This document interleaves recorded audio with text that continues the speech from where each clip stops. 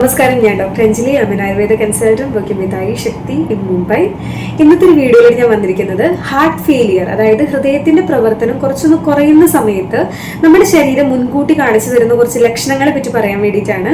അപ്പൊ ഈ ഒരു ലക്ഷണങ്ങൾ എന്ന് പറഞ്ഞു കഴിഞ്ഞാൽ പലർക്കും അറിയാവുന്ന ഒരു കാര്യമായിരിക്കും, പക്ഷെ പല ആളുകൾക്കും വലിയൊരു അറിവുണ്ടാവില്ല. കാരണം ചില സമയത്തൊക്കെ നമ്മുടെ ശരീരം ഈ ലക്ഷണങ്ങളൊക്കെ കാണിച്ചു തരും, പക്ഷെ പലരും ഇത് അവഗണിച്ച് വിടാറുണ്ട്, കുഴപ്പമൊന്നുമില്ല എന്ന് വിചാരിച്ചിട്ട്. പക്ഷേ തുടർച്ചയായിട്ട് നിങ്ങൾക്ക് ഈ ഒരു ലക്ഷണം കണ്ടുവരികയാണെങ്കിൽ നിങ്ങൾ തീർച്ചയായിട്ടും അവഗണിക്കരുത്. നിങ്ങളൊരു ഡോക്ടറെ കൺസൾട്ട് ചെയ്യാനും കൂടി നിങ്ങൾ ശ്രദ്ധിക്കണം. കാരണം പല സമയത്ത് നമ്മളത് അവഗണിക്കുന്ന സമയത്താണ് പെട്ടെന്ന് നമുക്ക് കാണാൻ പറ്റും, പെട്ടെന്ന് ഇങ്ങനെ കുഴഞ്ഞു വീണ് മരിച്ചു, അല്ലെങ്കിൽ ഹാർട്ട് അറ്റാക്ക് പോലെയുള്ള കാര്യങ്ങൾ വന്നു, അല്ലെങ്കിൽ പലതരം കോംപ്ലിക്കേഷൻസിലേക്ക് മുന്നോട്ടേക്ക് പോവാം. അപ്പൊ നിങ്ങൾ അങ്ങനെ ചെയ്യരുത്. പിന്നെ അതുപോലെ തന്നെ ഇവിടെ ഈ പറയാൻ പോകുന്ന ലക്ഷണങ്ങൾ എന്ന് പറഞ്ഞു കഴിഞ്ഞാൽ ജനറൽ ആയിട്ടുള്ള ഇൻഫോർമേഷൻസ് ആണ്. ഇത്തരം ലക്ഷണങ്ങൾ നിങ്ങൾക്ക് വീണ്ടും വീണ്ടും തോന്നുന്നുണ്ടെങ്കിൽ ഡോക്ടറെ കൺസൾട്ട് തന്നെ ചെയ്യണം. കാരണം ഇതിൽ പറയുന്ന കുറച്ച് ലക്ഷണങ്ങൾ എന്ന് പറഞ്ഞാൽ മറ്റു പല ആരോഗ്യ കണ്ടീഷൻസിൽ, അതായത് ഇപ്പൊ ശരീരത്തിൽ എന്തെങ്കിലും നിങ്ങൾക്ക് രോഗങ്ങൾ വന്നുകൊണ്ടിരിക്കുന്ന കണ്ടീഷൻസ് ആണെങ്കിലും ഈ ലക്ഷണങ്ങൾ കുറച്ചൊക്കെ നമുക്ക് കാണാം. പക്ഷെ ഹാർട്ട് ഫെയിലിയർ കണ്ടീഷൻസിലും പൊതുവെ കണ്ടുവരുന്ന ലക്ഷണങ്ങളും കൂടിയാണിവ. അതുകൊണ്ടാണ് പറയുന്നത്, ഇത്തരം ലക്ഷണങ്ങൾ തോന്നുകയാണെങ്കിൽ ഡോക്ടറെ കൺസൾട്ട് ചെയ്യുക, അതിനനുസരിച്ചുള്ള ടെസ്റ്റുകൾ നിങ്ങൾ ചെയ്യുക, ട്രീറ്റ്മെന്റുകൾ നിങ്ങൾ മുന്നോട്ടേക്ക് ചെയ്യാനും കൂടി നിങ്ങൾ ശ്രദ്ധിക്കുക. അപ്പോൾ എന്തൊക്കെയാണവ എന്നറിയാനായിട്ട് നമുക്ക് വീഡിയോയിലേക്ക് കിടക്കാം. ഒന്നാമത്തെ ഒരു ലക്ഷണമാണ് ഷോർട്ട്നെസ് ഓഫ് ബ്രീത്ത്. ഇതെന്താണെന്ന് വെച്ച് കഴിഞ്ഞാൽ നിങ്ങൾ ചെറിയൊരു കാര്യം ചെയ്യുമ്പോൾ തന്നെ നിങ്ങൾക്ക് നന്നായിട്ട് കിതയ്ക്കാനായിട്ട് തുടങ്ങും. ഞാനിവിടെ ഹെവി ആയിട്ടുള്ള ഒരു എക്സസൈസിന്റെ കാര്യമല്ല പറയുന്നത്. ഇപ്പൊ നിങ്ങൾ 2 അടി നടന്നു എന്ന് തന്നെ വിചാരിക്കുക. ആ 2 അടി നടക്കുമ്പോൾ തന്നെ നിങ്ങൾക്ക് വല്ലാത്തൊരു കിതപ്പാണ് തോന്നുക. കിതപ്പും തോന്നും, ചിലർക്ക് നന്നായിട്ട് വേർക്കാനായിട്ടും തുടങ്ങും. ഇതെന്തുകൊണ്ടാണ് ഉണ്ടാകുന്നത് നോക്കി കഴിഞ്ഞാൽ നമ്മുടെ ഹാർട്ടിൽ നിന്ന് പമ്പ്, അതായത് ബ്ലഡ് ശരിക്കും പമ്പ് ചെയ്യാതിരിക്കുന്ന സമയത്ത് നമ്മുടെ ലങ്സ് നന്നായിട്ട് പ്രവർത്തിച്ചുകൊണ്ടിരിക്കും ശ്വാസം എടുക്കാനായിട്ട്. അപ്പൊ ലങ്സ് നന്നായിട്ട് പ്രവർത്തിക്കുന്ന സമയത്താണ് നമുക്ക് നന്നായിട്ടൊരു കിതപ്പ് തോന്നുക. അപ്പൊ ഇതിനർത്ഥം നമ്മുടെ ഹാർട്ടിന്റെ ഫങ്ഷൻസ് പതുക്കെ പതുക്കെ ഇങ്ങനെ മന്ദഗതിയിലാകുന്നു എന്നാണ് നമുക്കൊരു സിഗ്നൽ തരുന്നത്.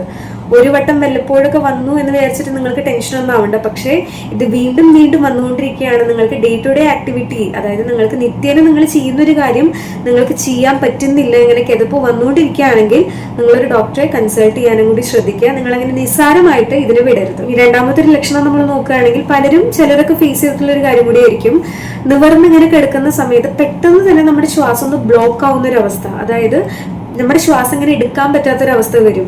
അപ്പൊ നമ്മൾ പെട്ടെന്ന് ഇങ്ങനെ പാനിക്കായിട്ട് ടെൻഷനായിട്ട് നിവർന്നിരുന്നിട്ട് പെട്ടെന്ന് ഇങ്ങനെ ശ്വാസം ഇങ്ങനെ വലിച്ചെടുക്കുന്ന കണ്ടീഷൻസ് ഒക്കെ കാണാനായിട്ട് പറ്റും. ചിലരൊക്കെ കാണാം വിൻഡോ ഒക്കെ തുറന്നിട്ട് കുറച്ചൊന്ന് എയർ വന്നാൽ മാത്രമാണ് അവർക്ക് ഒരു ആശ്വാസമൊക്കെ ആയിട്ട് കിട്ടുക. ഇതെന്തുകൊണ്ട് ഉണ്ടാകുന്നതെന്ന് വെച്ച് കഴിഞ്ഞാൽ നമ്മുടെ ഹാർട്ടിന്റെ മസിൽസ് ശരിയായിട്ട് പ്രവർത്തിക്കാതിരിക്കുന്ന സമയത്ത്, അതായത് പതുക്കെ ഒന്ന് ഡിലേ ആവും. രാത്രി ഇങ്ങനെ നിവർന്ന് കിടക്കുമ്പോൾ നമ്മുടെ ഹാർട്ടിന്റെ മസിൽസ് കുറച്ചൊന്ന് ഡിലേ ആവുകയും അങ്ങനെ നമ്മുടെ ശരീരത്തിൽ ഉണ്ടാകുന്ന ജലാംശം അത് ശരിക്കും പമ്പാവാതെ നേരിട്ട് നമ്മുടെ ശ്വാസകോശത്തിലേക്ക് വന്നിട്ട് ചെറിയൊരു ബ്ലോക്കായിട്ട് ക്രിയേറ്റ് ചെയ്യും. ഫ്ലൂയിഡ് ബിൽഡപ്പ് ആവും.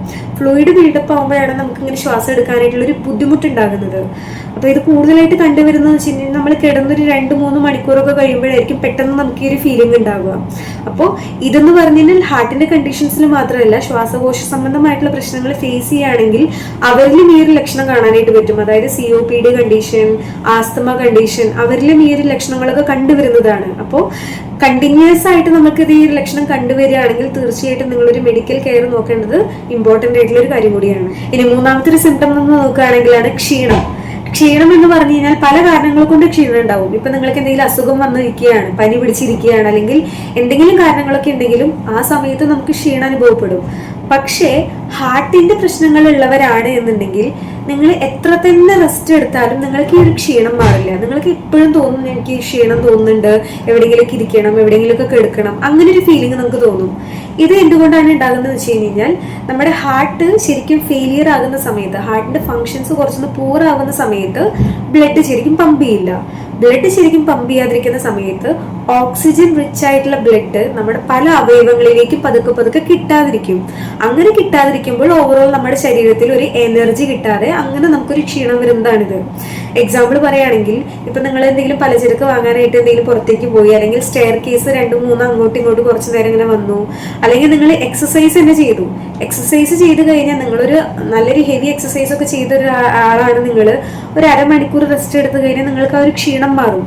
പക്ഷേ നിങ്ങൾ എക്സസൈസ് ചെയ്ത് നിങ്ങൾ 1 മണിക്കൂർ 2 മണിക്കൂർ നിങ്ങൾ റെസ്റ്റ് എടുത്തു, എന്നിട്ട് നിങ്ങൾക്ക് ആ ഒരു ക്ഷീണം മാറുന്നില്ല എങ്കിൽ അത് പതുക്കെ നിങ്ങളുടെ ഹാർട്ടിന് കൊടുക്കുന്ന ഒരു സിഗ്നലാണ്. ഹാർട്ടിന്റെ ഫംഗ്ഷൻ പതുക്കെ ഇങ്ങനെ പുവർ ആവുന്നത് കൊണ്ടായിരിക്കാം നിങ്ങൾ എത്രത്തോളം റെസ്റ്റ് എടുത്താലും ആ ഒരു ക്ഷീണം മാറാത്തത്. അപ്പൊ അതും നിങ്ങൾ നോട്ടീസ് ചെയ്യുക. ഇനി നാലാമതായിട്ട് വളരെ കോമൺ ആയിട്ട് നമ്മൾ കണ്ടുവരുന്ന ഒരു ലക്ഷണമാണ് കാലിന്റെ പാദത്തിലും അതുപോലെ തന്നെ കാലുകളിലൊക്കെ നന്നായിട്ട് നീര് അനുഭവപ്പെടുക. നമ്മൾ പെരിഫറൽ എഡിമ എന്നൊക്കെയാണ് നമ്മൾ പറയുക. നമ്മളിങ്ങനെ കുത്തുമ്പോൾ കാണാൻ പറ്റും ഉള്ളിലേക്ക് ഇങ്ങനെ താന്നൊക്കെ പോകുന്ന ഒരു നീര്.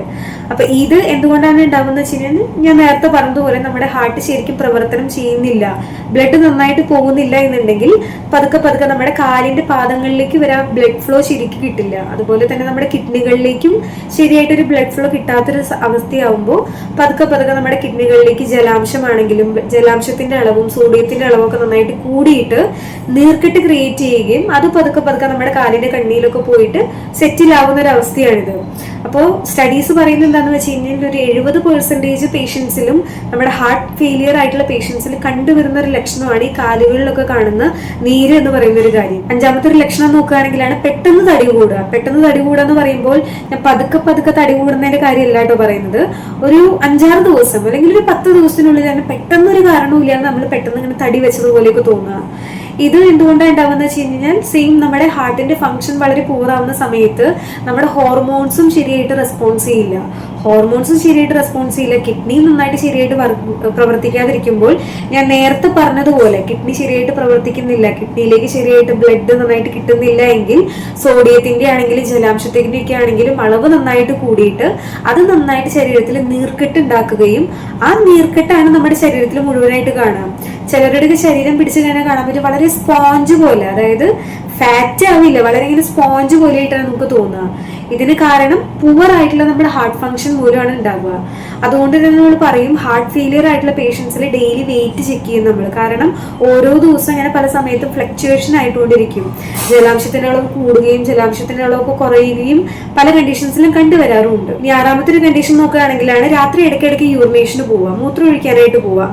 പകലിൽ നോക്കുകയാണെങ്കിൽ പകലിനേക്കാളും കൂടുതൽ പോകുന്നത് ഹാർട്ട് ഫെയിലിയർ ആയിട്ടുള്ള കണ്ടീഷൻസിൽ രാത്രിയിലാണ് കൂടുതലും യൂറിനേഷന് വേണ്ടിയിട്ട് പോകുന്നത് കാണാൻ പറ്റുക. ഇതിനെ നമ്മൾ നൊക്ടൂറിയ എന്നാണ് പറയുക. ഇത് എന്തുകൊണ്ടാണ് ഉണ്ടാകുന്നത് വെച്ച് കഴിഞ്ഞാൽ ഞാൻ സെയിം പറഞ്ഞതുപോലെ നമ്മുടെ ഹാർട്ട് ഇങ്ങനെ നന്നായിട്ട് ഫംഗ്ഷൻ പ്രോപ്പറായിട്ട് വരാത്തൊരു ആ സമയത്ത് നമ്മുടെ ജലാംശം നന്നായിട്ട് കൂടും. ജലാംശം ശരീരത്തിൽ നന്നായിട്ട് അളവ് കൂടുന്ന സമയത്ത് രാവിലെ മുതൽ രാത്രി വരെ നമ്മൾ കൂടുതൽ നടക്കുക നിൽക്കുകയൊക്കെ ചെയ്യുമ്പോൾ ഈ ജലാംശം കൂടുതലായിട്ട് നമ്മുടെ കാലിലാണ് അടിഞ്ഞുകൂടുക.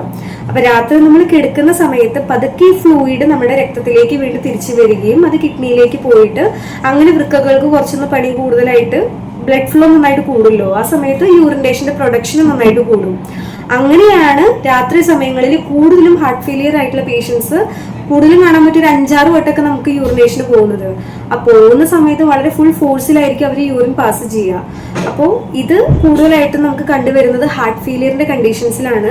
അതുപോലെ തന്നെ നിങ്ങൾക്ക് ഈ ഒരു സിംറ്റംസ് കാണുന്നതിന്റെ കൂടെ തന്നെ നിങ്ങൾക്ക് കാലുകളിൽ നീരും അതുപോലെ തന്നെ ഷോർട്ട്നെസ് ഓഫ് ബ്രീത്ത്, രാത്രി ഇങ്ങനെ പെട്ടെന്ന് ഇങ്ങനെ നന്നായിട്ട് കിതക്കുക, ശ്വാസം കിട്ടുന്നില്ല, ആ ഒരു കണ്ടീഷൻസും ഒരുമിച്ച് കാണുകയാണെങ്കിൽ നിങ്ങൾ തീർച്ചയായിട്ടും ശ്രദ്ധിക്കേണ്ടതും കൂടിയാണ്. ഇനി ഏഴാമത്തെ ഒരു ലക്ഷണം നമ്മൾ നോക്കുകയാണെങ്കിലാണ് പാൽപിറ്റേഷൻ, ഹൃദയമിടിപ്പ് നന്നായിട്ട് കൂടുക. നമ്മുടെ ഹൃദയം നന്നായിട്ടൊന്ന് വീക്കാവാൻ തുടങ്ങുന്ന സമയത്ത് ശരിക്കും നമ്മുടെ ബ്ലഡ് സപ്ലൈ ചെയ്യില്ല. അപ്പൊ നമ്മുടെ ശരീരത്തിലേക്ക് ഓക്സിജന്റെ അളവ് നന്നായിട്ട് കുറഞ്ഞു വരും. അപ്പൊ ഓക്സിജന്റെ അളവ് നന്നായിട്ട് കുറയുമ്പോൾ ബ്രെയിൻ എന്താ പറയാ, ഹാർട്ടിന് സിഗ്നൽ കൊടുക്കും, ശരീരത്തിൽ ഓക്സിജൻ കുറവാണ്, കുറച്ചും കൂടി ഒന്ന് ഓക്സിജൻ കൊടുക്കണം എന്ന് പറഞ്ഞ് സിഗ്നൽ കൊടുക്കും. അപ്പൊ ആ സിഗ്നൽ കിട്ടുന്ന സമയത്ത് ഹാർട്ട് ഒന്നും കൂടി ഫംഗ്ഷൻ ചെയ്യാൻ തുടങ്ങും, അതായത് ഒന്നും കൂടി നന്നായിട്ട് ഇടിക്കാൻ തുടങ്ങും, ബ്ലഡ് നന്നായിട്ട് ഫ്ലോ ചെയ്യാനായിട്ട് തുടങ്ങും. അപ്പൊ അങ്ങനെയായിട്ടുള്ള ക്രമരഹിതമായിട്ടുള്ള ഇടിപ്പ് നന്നായിട്ട് കൂടുമ്പോഴാണ് അതിനെയാണ് നമ്മൾ പാൽപിറ്റേഷൻ. നമുക്ക് തോന്നും വളരെയധികം നമ്മുടെ ബീറ്റ് ചെയ്യുന്നുണ്ട് എന്നുള്ളൊരു കാര്യം. അപ്പൊ ഇതെന്ന് പറഞ്ഞു കഴിഞ്ഞാൽ ഇന്ന സമയത്ത് തന്നെ ഫീൽ ചെയ്യണം അങ്ങനെയൊന്നുമില്ല. നമ്മൾ വെറുതെ ഇരിക്കുകയാണെങ്കിൽ തന്നെ ഹാർട്ട് ഫെയിലിയർ പേഷ്യൻസിൽ ഈ ഒരു ഹൃദയമിടിപ്പ് നന്നായിട്ട് കൂടുന്നതായിട്ടും കാണാനായിട്ട് സാധിക്കും. ഇനി അടുത്തൊരു ലക്ഷണം നമ്മൾ നോക്കുകയാണെങ്കിലാണ് ഗ്യാസ് നന്നായിട്ട് കയറുക, വയറെപ്പോഴും വീർത്തിരിക്കുക, വിശപ്പില്ലായ്മ, ഒന്നും എന്തെങ്കിലും കഴിച്ച് ഇങ്ങനെ പെട്ടെന്ന് തന്നെ വയറ് നിറയുന്നൊരു പ്രതീതി നമുക്ക് കാണാനായിട്ട് സാധിക്കും. ഇത് എന്തുകൊണ്ടാണെന്ന് വെച്ച് കഴിഞ്ഞാൽ എഗെയിൻ നമ്മുടെ ഹാർട്ട് ശരിയായിട്ട് ഫംഗ്ഷൻ ചെയ്യാതിരിക്കുമ്പോൾ നമ്മുടെ ദഹനേന്ദ്രിയ ഭാഗങ്ങളിലേക്കുള്ള ബ്ലഡ് ഫ്ലോ നന്നായിട്ട് കുറയുകയാണ് ചെയ്യുക. ആ ഒരു സമയത്ത് പതുക്കെ പതുക്കെ വയറിന്റെ അവിടേക്ക് ഫ്ലൂയിഡ് അക്യുമുലേറ്റ് ചെയ്യും, ജലാംശം നന്നായിട്ട് വരാനായിട്ട് തുടങ്ങും. ജലാംശം ക്രിയേറ്റ് ചെയ്യുന്നതിനാണ് നമ്മൾ SITs, കൺജഷൻ എന്നൊക്കെ നമ്മളിങ്ങനെ പറയാറുണ്ട്. അപ്പൊ ഈ ഒരു കണ്ടീഷൻസിൽ നമ്മൾ എത്ര തന്നെ ദഹനം ശരിയാക്കാനുള്ള മെഡിസിൻസ് എടുത്താൽ പോലും ആ സമയത്ത് വലിയൊരു മാറ്റം കാണാൻ പറ്റില്ല ചില പേഷ്യൻസിൽ. അപ്പോൾ ഹാർട്ട് ഫെയിലിയർ ആയിട്ടുള്ള കണ്ടീഷൻസിൽ ഇത്തരം കംപ്ലയിൻസും പൊതുവായിട്ട് കണ്ടുവരുന്ന ഒരു കണ്ടീഷൻ തന്നെയാണ്. പിന്നെ അതുപോലെ തന്നെ രാത്രിയൊക്കെ കിടക്കുന്ന സമയത്ത് തീവ്രമായിട്ടുള്ള ചുമ, അതായത് നല്ല ഡ്രൈ കഫ് പോലെയുള്ള ചുമയും നമ്മൾ പൊതുവായിട്ട് കണ്ടുവരുന്ന ഒരു കാര്യങ്ങളും കൂടിയാണ്. അപ്പോൾ ഇത്രയും പറഞ്ഞ ലക്ഷണങ്ങളാണ് പൊതുവായിട്ട് വളരെ കോമൺ ആയിട്ട് എല്ലാവർക്കും അറിയുന്നത് തന്നെയായിരിക്കും ചിലപ്പോൾ, പക്ഷെ അറിയാത്തവരും ഉണ്ടാകും. ഇത്രയും ലക്ഷണങ്ങളാണ് ഹാർട്ട് ഫെയിലിയറിൽ നമ്മുടെ ശരീരം കാണിച്ചു തരുന്ന കുറച്ച് ലക്ഷണങ്ങൾ.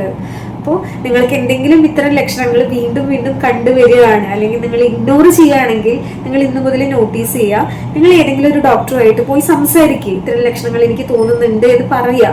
അപ്പൊ അവര് നിങ്ങൾക്ക് അതിന് അനുയോജ്യമായിട്ടുള്ള ടെസ്റ്റുകളാണെങ്കിലും പല കാര്യങ്ങളാണെങ്കിലും നിങ്ങൾക്ക് സജസ്റ്റ് ചെയ്യും. എന്നിട്ട് നിങ്ങൾ അതിനെ ക്ലിയർ ചെയ്ത് വെക്കുക. നിങ്ങൾക്ക് ഒരു കുഴപ്പമില്ല എന്നുണ്ടെങ്കിൽ നല്ലതാണ്, കുഴപ്പമൊന്നുമില്ല. പക്ഷേ നിങ്ങൾക്ക് ഫാമിലി ഹിസ്റ്ററിയിൽ ഹാർട്ട് റിലേറ്റഡ് ആയിട്ടുള്ള പ്രശ്നങ്ങളൊക്കെ ഉള്ളവരാണെന്നുണ്ടെങ്കിൽ നിങ്ങൾ തീർച്ചയായിട്ടും അതിന് പ്രിക്കോഷൻസ് ഒക്കെ എടുത്തുകൊണ്ടിരിക്കണം. നിങ്ങൾ ഒരിക്കലും അവഗണിക്കരുത് ഈ ലക്ഷണങ്ങളെ ഒന്നും. അപ്പോൾ എല്ലാവർക്കും മനസ്സിലായെന്ന് വിചാരിക്കുകയാണ്, ഇൻഫോർമേറ്റീവ് ആണെന്ന് വിചാരിക്കുകയാണ്. ഇൻഫോർമേറ്റീവ് ആയെന്ന് തോന്നുകയാണെങ്കിൽ എല്ലാവർക്കും ഈ ഒരു അറിവ് ഷെയർ ചെയ്ത് കൊടുക്കാനും കൂടി ശ്രദ്ധിക്കണം. ചാനലിൽ പുതിയ ആരെങ്കിലും ഉണ്ടെങ്കിൽ സബ്സ്ക്രൈബ് ചെയ്ത് സപ്പോർട്ട് ചെയ്യുക. വീഡിയോ ഇഷ്ടമായി ലൈക്ക് ചെയ്യുക. സോ മറ്റൊരു വീഡിയോയിൽ വീണ്ടും കാണുന്നത് വരെ നന്ദി, നമസ്കാരം.